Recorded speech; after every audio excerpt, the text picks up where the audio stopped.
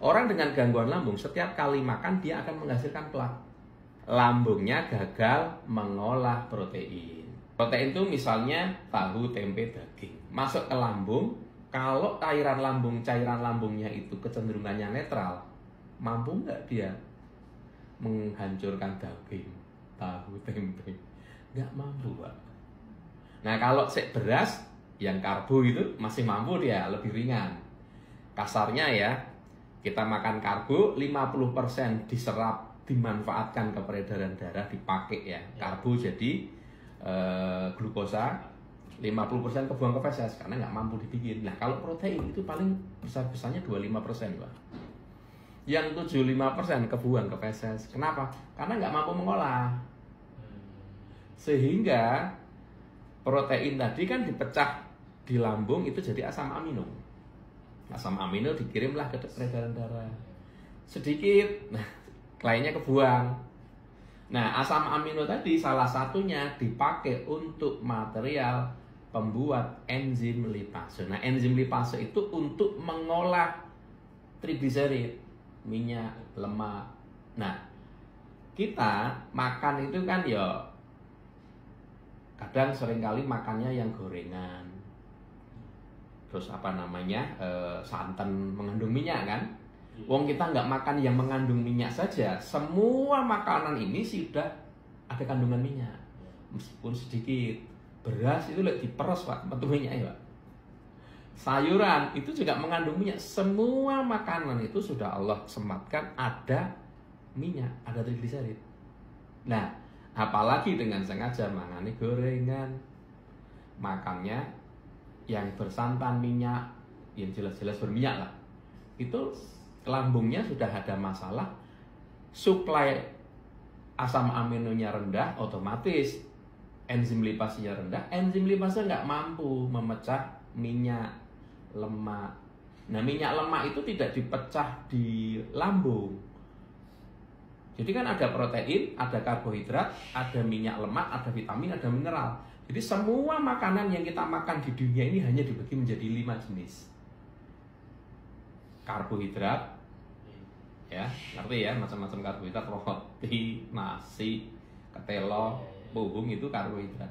Masuk ke lambung dipecah menjadi glukosa. Bisa.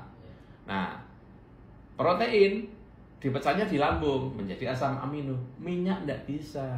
Minyak itu enggak bisa dipecah di lambung. Minyak dipecahnya langsung di peredaran darah. Jadi minyaknya langsung lari ke darah. Nah, dipecahnya di situ, yang mecah enzim lipase. Trigliserid, lemak dipecah menjadi asam lemak. Nah, asam lemak ini makanan sel, Pak, nutrisinya sel. Kalau bisa dipecah. Nah, kalau nggak bisa dipecah karena enzim lipasnya sedikit, jadi ini plak, ceritanya ngono lah singkat. Nah, enzim lipase didapat dari asam amino didapat dari protein, gagal dipecah di lambung karena asam lambungnya nggak kuat. Asam lambung nggak kuat karena ada gangguan lambung, ceritanya urut-urutannya gitu. Nah, ini yang saya ceritakan, hubungan gangguan lambung dengan penyakit degeneratif. Plak tadi dia akan mengalir di pembuluh darah, di peredaran darah.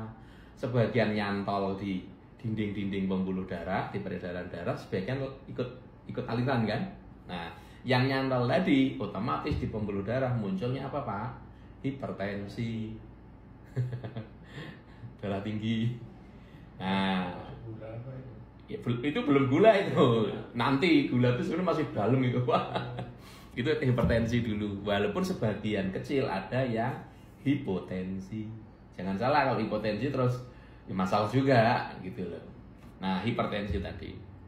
Nah, yang lari ikut darah tadi, nah, nyantol misalnya di pembuluh darah jantung, akhirnya jantung koroner menyumbat di jantung, Pak. Nyumbat lagi di otak, namanya stroke. Nah, tinggal disumbatnya di mana? Nah, maka organ itu ada masalah.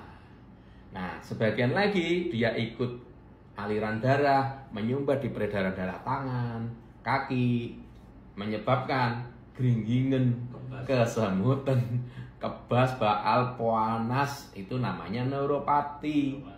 Kenapa neuropati? Itu kerusakan saraf pada organ motorik. Kenapa kok rusak? Kurang nutrisi. Kenapa? Ono penyumbatan pembuluh darah.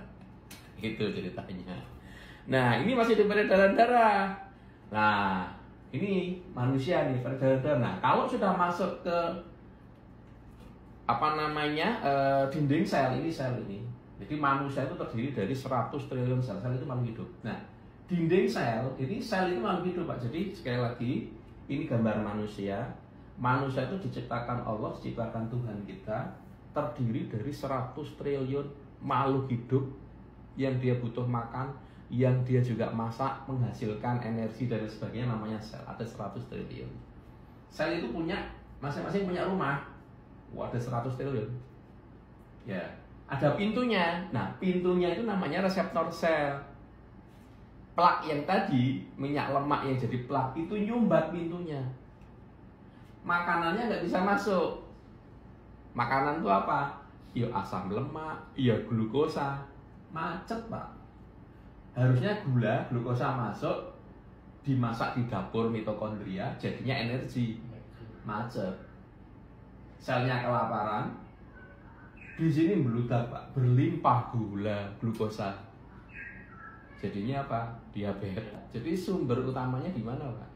Lambung. Untuk konsultasi, silakan bergabung di grup WA yang ada di bio. Body kalibrasi, terapi spesialis penyakit dalam dan saraf.